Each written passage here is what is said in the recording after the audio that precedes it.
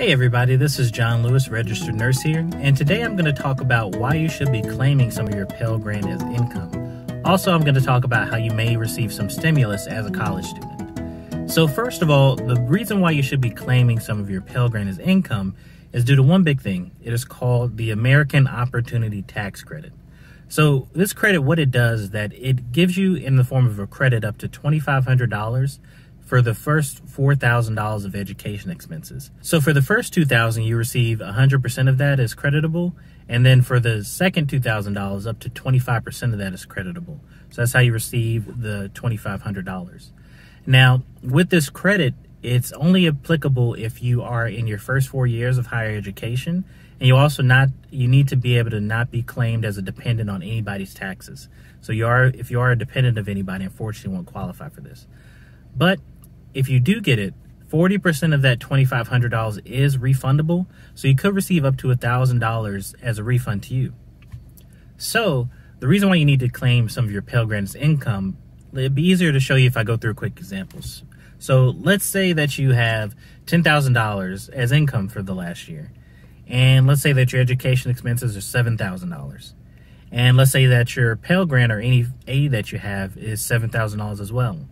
So because your aid covers your education expenses, you won't receive the tax credit because you didn't pay any expenses. You had aid to cover everything. So now let's say we take that same example and then we use $4,000 of your Pell Grant and we claim that as income. So that is going to bring your taxable income up to $14,000. That's going to bring your education expenses still at $7,000. But that's going to bring your scholarships and all the aid that you have down to $3,000. So if we do in this example, you'll still have $4,000 available to use towards the tax credit. So you can receive the full $2,500. Now, I'm sure your next question is, well, if I'm increasing my income, are my taxes going to go up? Yes, that's completely true. But there's something that's really important you need to know if you're filing taxes. There's a thing called the standard deduction. So the standard deduction, all that is that it takes away from your taxable income. It's just automatically given to every citizen. So if you're single, you get $12,400. If you're single or married filing separately, you get up to $12,400 taken away from your taxable income. If you are married filing jointly, you get double that, so $24,800. And if you are head of household, you get $18,650. Now, with that, let's take our $14,000 example. We'll take that $14,000, we're going to subtract $12,400, and so you only have $1,600 of taxable income after the standard deduction. So with that, the tax rate for that bracket is going to be 10%, so you owed $160 in taxes. But you do have this $2,500 credit that's still there available for you. So that's going to wipe out all your taxable income or taxes that you need to pay. And you'll still have that $1,000 that can be refunded to you, so you'll receive a tax refund. So with this is a really good thing. Now, I know you're probably wondering, like, is this illegal? Should I worry about this? Will I get in trouble for it? Because I understand I do not want to get in trouble with the federal government at any point in my life. So the reason I found out about this is basically off of random searches. I went on Google and I was thinking about my taxes for this year and how it would all work out. So I was looking at, I knew I was getting the tax credit, but I was wondering how to maximize it because I just put in some of the information I had and we got to the tax credit. And because I put in that my grants and all my aid covered my education expenses, I wasn't able to receive it. So I was looking into ways to actually be able to receive the grant or receive the tax credit. That way I could get some type of refund. So in looking through everything, I actually found a letter from the IRS that is a little letter that the IRS actually made. And it actually talked about that people aren't taking advantage of this by claiming income to get the full benefit of the tax credit. So it'd be really important for you to claim some of your Pell Grant as income. That way you can get the full benefit of the tax credit. So pretty much make sure you do that for your current taxes, but there's also one more thing you can do. You actually do have up to 3 years to amend your tax return, and you can make these adjustments here. So this is, like I said, something the IRS wants you to do, so you should take full advantage of it. So you can go up to 3 years back. What you have to do is get a form called a 1040X, and you can get this on the IRS website. Just Google it, and it'll pull right up, and you can print it out. Now, if you're going to print it out and fill it out by hand, I would definitely get in contact with the tax preparer just to make sure that you do everything correctly, because you don't want to mess up any of these forms because they may reject it. So that means it'll just take longer for you to get any refund that you're owed. So also, if you use any type of a tax service like TurboTax, is what I use mainly, they actually have an online client that you can use. So you'll fill that out, and then what you have to do though, because it's an amendment, you actually have to physically mail it to the IRS. So once you find the right place you need to send it to, what I did is I went to the post office and I sent it certified. So sending it certified, you'll get a tracking number. That way you can see where it's at and see when they receive it. It's important to know when they receive it, because after 3 weeks from when they receive it, you can actually look online and see the status of the amendment. Also, it can take up to 16 weeks to process everything, so you can kind of have an idea where things are going and where you might can expect something. I sent it in early this month for my last year's tax return. I'm hoping it can get processed before all the new stuff goes on now, because it might be pretty crazy, as you can fully expect. But that's just really important to do. Now, to know if you got the full benefit of the tax credit, what you can do is look at your prior year's tax returns. And I would suggest, if you ever do your taxes through like online system or anything, however you do your taxes, you should keep a file on them. I actually have a digital file that I use, and I upload every one of my tax returns for the prior years to do this. Because otherwise, when you use some services, they actually will make you pay to get another copy of your tax return. So don't do that. Just save some money, because I mean, even if it's $10, it's $10 you could have used towards your gas, or you could have bought some food or something. You know, don't waste money for something you can just save and have on hand. But anyway, if you look on your 1040 form, it'll be under 18C. That's where the American Opportunity Tax Credit is going to be. So if you look on there, you should see if you're getting the full amount, it'd be $2,500, and then you can see if you're getting the $1,000.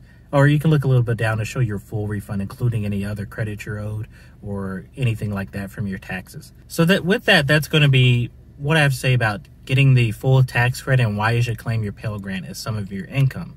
It's very important to do, and as I said many times, the IRS wants you to do this. So it's not illegal, it's not a bad thing. Just do what you can and what you qualify for to save as much money as possible and get as much money as possible, because everybody needs a little bit extra where we can, especially in these times. It's really tough. So this time, let's go ahead and talk about stimulus. There's one group that was left out entirely from this process, and that was college students. Because you're older than 17, so your family doesn't get any money for you, and a lot of you don't work, or you're claimed as a dependent, so unfortunately you don't get any money from that.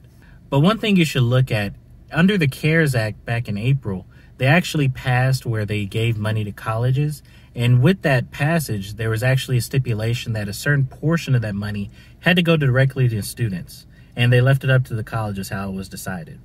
So with my school in particular, they actually came up with the formula. So if you had certain conditions, like if you lived on campus, if you received aid, if you took classes in person, they gave you a certain amount of money. And that's how it was for us. Now, with the previous package that was passed in December, there was actually $21.2 billion allocated to give out to schools.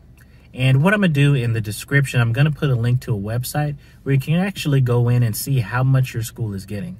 I believe my school in particular is getting $11 million. I'm not sure if it hasn't been dispersed yet specifically, but it is something that they're going to be getting soon from the government. I figure it should be, because this is, well, it may take a little bit, because I know it's about a few weeks after school starts so they actually release the funds to the school. But, you know, you'll just have to keep aware of that. So hopefully your school has some type of situation where you're getting some direct payments from that. And if you don't know or anything, I would actually get in contact with the school, get in contact with your bursar's office. And if enough of you can actually say something about it, then they'll have to make a statement on it. It's just important that they have this money and it's supposed to be going out to students, that they're using it and they're actually giving it out. You just want to stay on them to make sure they're doing it. Your school may not give direct payments. They may do things in the form of grants or something to that effect.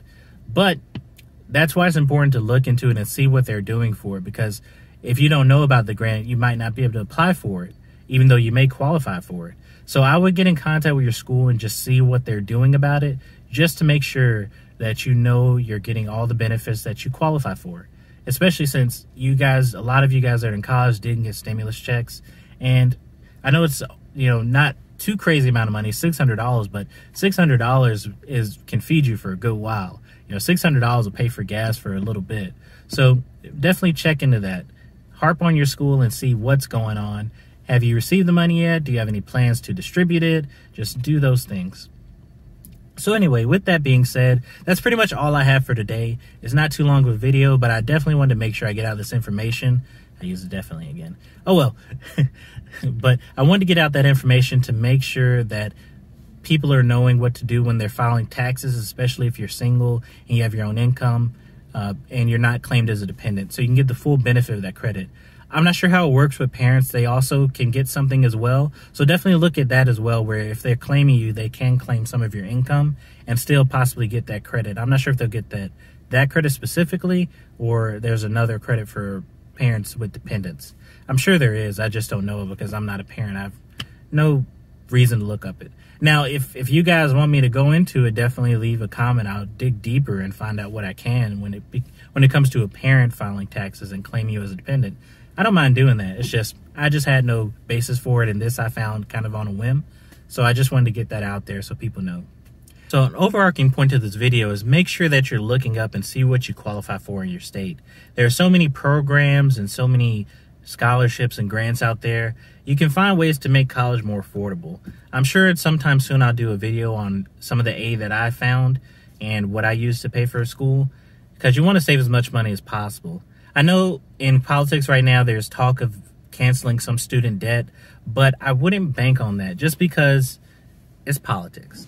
And you may not be big on it, but I actually love politics. I actually look at it fairly regularly, but things are crazy. Things move really slow. People come up with deals that really don't help anybody. It's just a mess. But but hopefully they may do some type of debt cancellation. I'm just not gonna believe it until I actually see it. So I wouldn't just bank on that happening as a way to plan for things. Now, I definitely don't want to make this a political issue. I don't care whether you're right or left. You just qualify for things as an American, so you just want to get the best benefits that you can, and you just should go for them as much as possible. And I'm not going to argue over who's right and who's wrong or anything like that. I may do some political stuff later on as I grow in my channel, because I don't mind talking about politics. It's just not something I want to do right now. I just want to focus on getting information that I feel will be helpful to college students. With that being said, I hope you like the content. I hope you enjoyed the video today. And I'm looking to have 100 subscribers by March. So I'm going to be more consistent on my uploads, at least get a video up a week. And that's why I'm doing this today.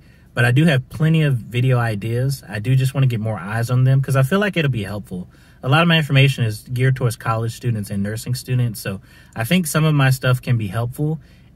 I know I'm not the best at everything, but getting different perspectives on things really helps out in learning and doing anything that you want to do.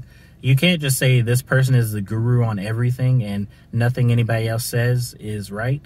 You want to look at all the sources possible and just take from it what you will, what works for you, what fits for you.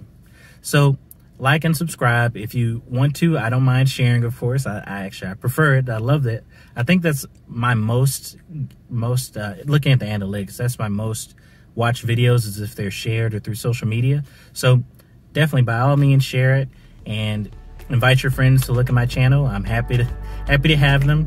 But I hope to see you soon, and I hope you have a great day.